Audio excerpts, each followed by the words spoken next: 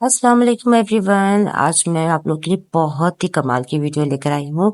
Specially beginners के लिए, जब वो अंडे बीट करते हैं तो उनको नहीं समझ में आता कि उन्होंने अंडे कंप्लीट बीट कर लिए है या नहीं, कहीं वो ओवर बीट तो नहीं हो गए हैं या कम बीट तो नहीं हुए हैं, या फिर उन लोगों के लिए जिनका केक कभी सही बनता है और कभी गलत हो जाता है। तो एक बहुत आसान टिप लेकर आई हूँ। अब ये अंडे मैंने बीट कर लिए हैं, आप लोगों को लग रहा होगा कि ये कंप्लीट बीट हो गए हैं, तो इसको चेक कैसे करेंगे। आपने फिंगर इसमें अंदर डिप करनी है और अपने बैटर को चेक करना है। अब बैटर जो है सारा फिंगर के ऊपर से गिरना शुरू हो गया है, ड्रिप हो रहा है और फिंगर अच्छे से कोट नहीं हुई है। आपको मेरी फिंगर भी नजर आ रही होगी। तो हम लोग यहाँ अंडों को और बीट करेंगे। इसका मतलब ये है कि अंडे अच्छे से बीट नहीं हुए। हालांकि वो 3 से 4 गुना आपको वॉल्यूम में इंक्रीज हुए दिखाई दे रहे होंगे। ये 4 एग है, बट अभी इसकी बीटिंग कंप्लीट नहीं हुई है। तो हम लोग हम थोड़ा सा और बीट करेंगे। बस ये इसी चीज का ख्याल रखना होता है कि अंडे हमें ओवर बीट नहीं करने होते, क्योंकि उससे भी हमारा केक जो है डेंस हो जाता है। तो इस पॉइंट का बहुत बहुत खास ख्याल रखना है। बच्चों को बहुत प्रॉब्लम होती है अंडे बीट करते हुए, इसलिए मैंने ये वीडियो आप लोगों के लिए बनाई है, ताकि आप लोग अच्छे से अंडों को बीट कर सकें और आपका केक भी बहुत अच्छा बने। क्योंकि मेरे साथ भी ये बहुत दफा प्रॉब्लम होती थी, और ये सब चीजें आप एक्सपीरियंस से ही सीखते हैं। तो मैंने वीडियो बहुत रफली बनाई है, लेकिन आप लोगों के बहुत काम आएगी। अच्छा, अब मैंने अंडों को थोड़ा सा बीट किया। अब आप देखिए मेरी फिंगर जो है कंप्लीट कवर हो गई है, और जो बैटर है वो ज्यादा ड्रिप नहीं हो रहा है। आराम से मेरी फिंगर को उसने कोट कर लिया है। अब आपने इस चीज को याद रखना है, जब आप बनाएं तो आपने इस तरह से डिप करके फिंगर को चेक करना है। फिंगर अच्छे से कोट हो जाती है, अंडे कंप्लीट बीट हो चुके हैं। ठीक है, उसके बाद ही आपने इसमें लिक्विड इंग्रेडिएंट्स ऐड करने हैं। जैसे आप oil, milk, vanilla essence add करते हैं। वनीला एसेंस पहले भी ऐड कर सकते हैं, बट ऑयल आपने उसके बाद ही ऐड करना है जब आप अंडे बीट कर लें। तो मैंने 4 एग यूज किए, तो 4 टेबल स्पून ही मैं ऑयल ऐड करूंगी। मेरी रेसिपी आपको मेरे चैनल पे मिल जाएगी। ठीक है, बहुत दफा मैंने आपको अपने ये स्पंज की रेसिपीज दी है। Vanilla sponge, chocolate sponge, red velvet sponge, हर रेसिपी आपको मेरे चैनल पे मिलेगी। इसलिए मैंने आज रेसिपी ज्यादा फोकस नहीं किया। आज मुझे सिर्फ आप लोगों को ये टिप देनी थी कि अंडे हम जो है बीट करते हैं तो वो कंप्लीट कब बीट होते हैं, कैसे बीट होते हैं। यहाँ पे बहुत सारे लोग गलती कर जाते हैं। तो इस गलती को कैसे दुरुस्त करें, ये मैंने आज आपको इस वीडियो में बताया है। और अगर आपको कुछ नहीं समझ में आता तो आप मुझे इंस्टा पे कांटेक्ट करके मुझसे पूछ सकते हैं। और दूसरी बात ये है कि अगर आप मेरी रेसिपी से 4 एग के साथ स्पंज तैयार करते हैं तो आपका 3 पाउंड का स्पंज रेडी होगा। और अगर आप 25 ग्राम वाले रेसिपी यूज करते हैं, जिसमें 25 ग्राम फ्लावर और शुगर यूज होती है, तो उससे आपका ये 2 पाउंड का स्पंज रेडी होगा। मेरी स्पंज की क्वालिटी बहुत बहुत जबरदस्त है। अच्छा, मैं एक और टिप आपको बताना चाहती थी। आपने बोल को उठा के चेक करना है। अगर अंडे ठीक से बीट नहीं होते तो उसकी एक पतली सी लेयर नीचे बाउल में आपको जरूर नजर आएगी। यही वजह है कि मैं हमेशा कांच का बाउल यूज करती हूँ। मैं स्टील का, मेटल का कोई बाउल यूज नहीं करती। ये भी टिप बहुत अहम है, इसके ऊपर भी मैं वीडियो बनाऊंगी। तो अब मैं आपको ड्राई इंग्रेडिएंट्स ऐड कर दूंगी। ड्राई इंग्रेडिएंट्स किस तरह से ऐड करते हैं, ये भी थोड़ी सी अहम और टेक्निकल चीज है कि आपने ड्राई इंग्रेडिएंट्स को बहुत स्लोली और जेंटली आपने मिक्सिंग करनी है। ज्यादा जोर आजमाई नहीं करनी है, उसमें बड़े बड़े फेंटे नहीं लगाने हैं, बल्कि बहुत बहुत हल्के हाथ से आपने इसको फोल्ड करना है। यानी हमने अंडों से जितना भी फोम बनाया है वो हमारा बैठना नहीं चाहिए। अगर आप इस मेथड को फॉलो करेंगे तो आपके केक की हाइट बहुत अच्छी निकल कर आएगी। आप देखेंगे मैंने इस स्पंज से एक हाइटेड केक बनाया है 2 पाउंड का, और एक 1 पाउंड का मैंने केक रेडी किया है, और बहुत अच्छी केक की हाइट निकली है। स्पंज भी बहुत अच्छा सॉफ्ट बनता है।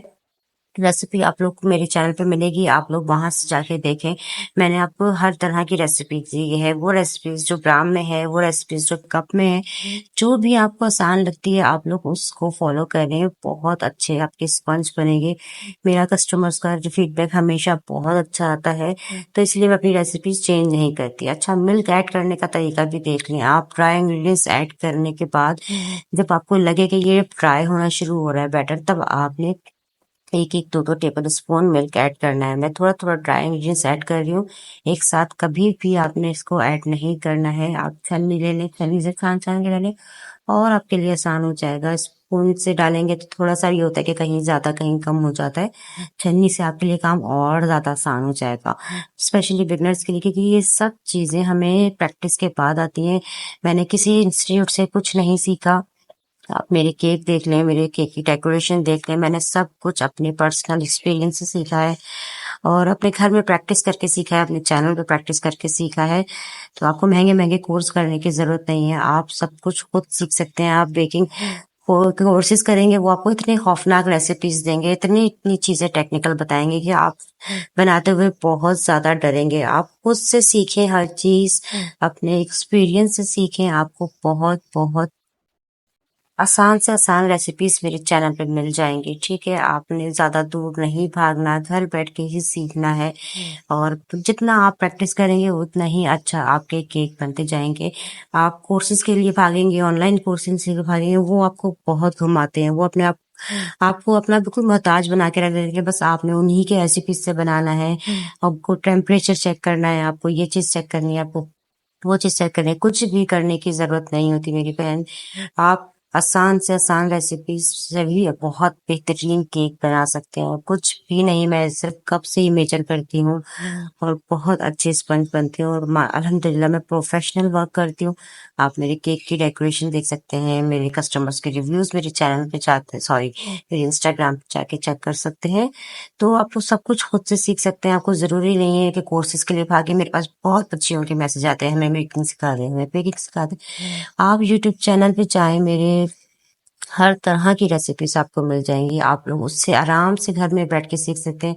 बस ज़रूरत है आपको प्रैक्टिस की। तो अब मैंने ये सारे ड्राई इंग्रीडिएंट्स ऐड कर दिए, उसके बाद लास्ट में मैं स्पैचुला चला के ज़रूर चेक करती हूँ, कहीं कहीं लम्प्स तो नहीं या मेरा बैटर कहीं से बैठा हुआ नहीं है या साइड में लगा हुआ तो नहीं है। आपने चेक लाज़मी करना है, ठीक है? ये मैंने चेक कर लिया कि आपके सामने सब कुछ क्या है, कहीं से कोई वीडियो कट नहीं की है और इसके लिए मैं 5 इंचेस के 2 पैन यूज़ कर रही हूँ। एक हाइटेड पैन यूज़ करूँगी और एक नॉर्मल मैंने पैन यूज़ किया है। उसको ग्रीस किया है, नीचे बटर पेपर लगाया है और कुछ भी नहीं। बहुत आराम से आपका केक डीमोल्ड हो जाता है क्योंकि इसके अंदर भी हमने थोड़ा-सा ऑयल ऐड किया है, तो केक बहुत अच्छा मॉइस्ट बनेगा, ठीक है? और दोनों ही स्पंज आपके सामने निकाल के दिखाऊँगी कि कितने ज़्यादा सॉफ्ट बने हैं। अच्छा, मैंने 2 महीने पहले आप लोगों से कहा था कि मैं यूट्यूब चैनल पे लाइव आऊँगी और आप लोगों के सामने केक की स्पंज बनाऊँगी, बट कुछ इश्यूज़ ऐसे हो गए घर में कि मैंने वो लाइव कर नहीं सकी। लेकिन इंशाल्लाह मेरी कोशिश यही है कि मैं आप लोगों के साथ लाइव आऊँगी और अपनी वीडियोज़ आपके साथ शेयर करूँगी रेसिपीज़। तो ये देखिए 2 स्पंज रेडी हुए हैं मेरे इस बैटर से और स्पंज की सॉफ्टनेस चेक करिए, कितना प्यारा स्पंज बना है, कितना प्यारा कलर आया है। कोई मैंने कलर नहीं ऐड किया, ये सब अपना इसका स्पंज का ही कलर है और सॉफ्टनेस आप देख लें कितनी अच्छी सॉफ्टनेस और कलर कितना प्यारा है। और 1-1 इंच से ज़्यादा चौड़ी लेयर मैंने कट की है क्योंकि मुझे 3 लेयर इसकी कट करनी थी। अगर आप चाहें तो इसकी 4 लेयर भी कट्स कर सकते हैं और आपका केक और भी ज़्यादा हाइट हो जाएगा, लेकिन इतने ज़्यादा हाइटेड केक बनाने में फिर डिलीवरी में मुश्किल होती है, तो इसलिए मैंने इसके 3 लेयर किए हैं। अब आप ये वाला स्पंज भी देख लें, ये मैंने उसी बैटर से तैयार किया है। 4 एग्स से मेरे ये 2 स्पंज रेडी हो। अब आप लोग भी मेरी रेसिपी से स्पंज बनाए, बहुत अच्छा सॉफ्ट बनता है, बहुत मॉइस्ट होता है और ये ड्राई नहीं होता। सबसे अच्छी क्वालिटी इस केक की ये है कि अगर आप इसे 1 हफ्ता भी फ्रिज में रखते हैं उस केक बना के, तो ये कभी भी ड्राई नहीं होगा, ये मॉइस्ट ही रहेगा।